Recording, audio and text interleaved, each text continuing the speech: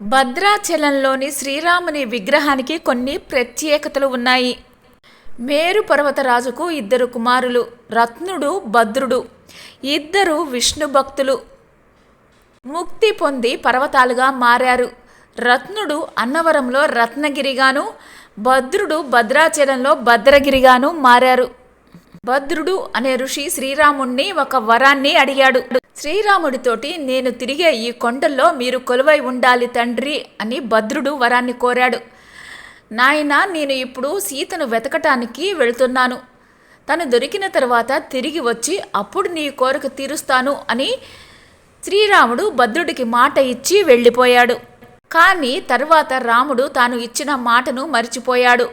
రావణ సంహారం చేసి వచ్చి 11,000 సంవత్సరాలు అయోధ్యను పాలించాడు.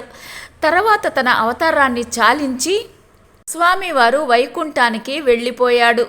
ఇది తెలిసిన భద్రుడు స్వామివారి కోసం ఘోర తపస్సు చేశాడు. శ్రీ మహావిష్ణువుకు విషయం గుర్తు వచ్చి రామావతార రూపంలోనే సీతా లక్ష్మణ సమేతంగా వచ్చి ఆ కొండపై వెలిశాడు.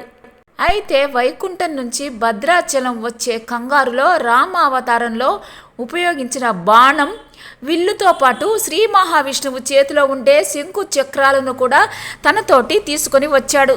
ఇప్పుడు కుడివైపున ఉండే లక్ష్మణుడు శ్రీరాముడికి ఎడమవైపు వచ్చి నిలుచున్నాడు.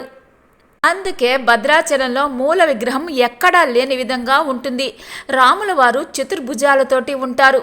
శ్రీరాముడు తన 4 చేతుల్లో కుడివైపున 2 చేతుల్లో శంఖం, బాణం ధరించి ఉండగా ఎడమ వైపున 2 చేతుల్లో విల్లు, చక్రాన్ని ధరించి ఉంటాడు. పద్మాసనం వేసుకొని కూర్చొని సీతమ్మ తల్లిని తన ఎడమ తొడపైన కూర్చోబెట్టుకుని పక్కన లక్ష్మణ స్వామితోటి శ్రీరాముడు కొలువై ఉంటాడు. భద్రాచలంలో రాముల వారిని గమనిస్తే ఆయన అలంకారంతో ఉన్నా కూడా జటంతోనే ఉంటాడు.